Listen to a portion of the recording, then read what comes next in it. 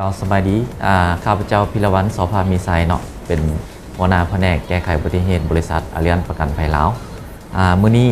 มาขอชี้แจงเกี่ยวกับคำถามเกี่ยวกับการประกันภัยเนาะคำถามที่ 1มาจากท่านผู้สมมีคำถามว่าเมื่อซื้อสัญญาประกันภัยรถนำบริษัทอารียนประกันภัยลาวแล้วทุกๆการไกลเกลี่ยเจรจาและต่อสู้คดีกับฝ่ายคู่กรณีแมนเป็นความรับผิดชอบของบริษัทประกันภัยหมดเลยบ่เนาะสำหรับคำถามนี้ข้าพเจ้าขอให้คำชี้แจงอย่างนี้เนาะเกี่ยวกับความรับผิดชอบในการต่อสู้คดีกับคู่กรณีเกิดอุบัติเหตุขึ้นมาแล้วทั้งสองฝ่ายบ่สามารถลงรอยกันได้ในความรับผิดชอบเนาะบริษัทอารียนประกันภัยลาวเราจะช่วย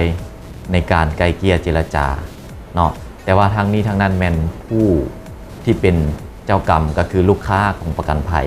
แล้วก็คู่กรณีหันก็ต้องได้เข้าร่วมนำในการไกลเกลี่ยเจรจาเนาะเพราะว่าทางนี้ก็เนื่องจากว่ามันมีความรับผิดชอบทางด้านระเบียบบริหารเช่นว่าการละเมิดกฎระเบียบจราจรอย่างนี้เนาะลูกค้าประกันภัยก็ต้องได้เป็นคนรับผิดชอบในส่วนนั้นซึ่งว่าบ่นอนอยู่ในเงื่อนไขของสัญญาและอีกอย่างหนึ่งค่าบริการกรณีว่ารถลูกค้าประกันภัยเกิดอุบัติเหตุแล้วเหตุให้มีค่าบริการอันอื่น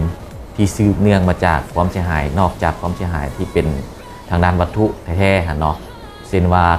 รถบริแลนบ่แม่นอย่างซี่เนาะมันก็จะมีค่าบริการตัวนั้นขึ้นมาซึ่งค่าบริการนี้ก็บ่ได้นอนอยู่ในความรับผิดชอบของบริษัทประกันภัยซึ่งบริษัทประกันภัยจะรับเฉพาะความเสียหายที่เกิดขึ้นจากอุบัติเหตุเนาะและนอกจากนั้นก็ยังมีความรับผิดชอบทางด้านอาญาเช่นกรณีว่ามีคนบาดเจ็บหนักหรือว่าเสียชีวิตจังซี่เนาะเหล่านี้เป็นต้นล้วนแล้วแต่นอนอยู่ในความรับผิดชอบของลูกค้าประกันภัยฉะนั้นคำตอบสุดท้ายจริงสรุปได้ว่าความรับผิดชอบทางหมดจะบ่แม่นอยู่ในความรับผิดชอบของบริษัทประกันภัยที่จะต้องได้ไกลเกลี่ยหรือว่าดำเนินคดีแต่เพียงผู้เดียวเนาะทุกๆกรณีหรือว่าขั้นตอนการไกลเกลี่ยนั้นลูกค้าประกันภัยต้องมีหน้าเข้าร่วมน้ำและก็ร่วมในการไกลเกลี่ยเจรจา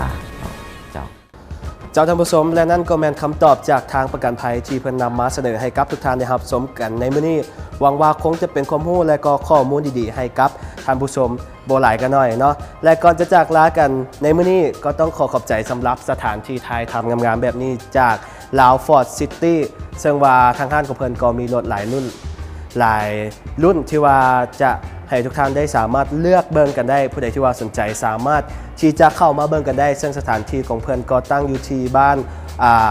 ขุนตาทงเมือง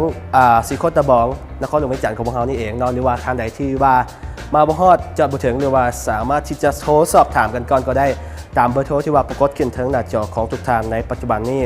แต่ว่ายังบ่หมดเท่านี้เนาะมื้อนี้ฟอร์ดเพิ่นก็ยังมีเป็นเสื้อที่ว่าจะมาแจกให้กับทุกท่านที่ว่ารับชมรายการของเราในมื้อนี้ซึ่งพวกเขาจะมีคำถามให้กับทุกท่านได้ตอบกันมี5รางวัลน้ำกันซึ่งผู้ใดที่ว่าอยากจะได้เป็นเสื้อ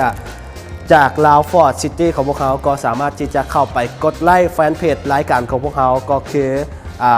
โอโตเทนเข้าไปกดไลค์กันได้ที่โอโตเทนหรือว่าสามารถเบิ่งทางด้านลุ่มนี้ได้เนาะซึ่งว่าคำถามของพวกเขาในมื้อนี้ก็คือว่าที่เขาสัมภาษณ์ผ่านมาสำหรับรถฟอร์ดคันเมื่อกี้นี่เนาะมีถุงลมนิรภัยจักถุงซึ่งว่าเมื่อกี้นี้พวกเขาได้บอกไปเป็นที่เรียบร้อยกันแล้วว่าถุงลมนิรภัยของรถคันนี้มีจักถุง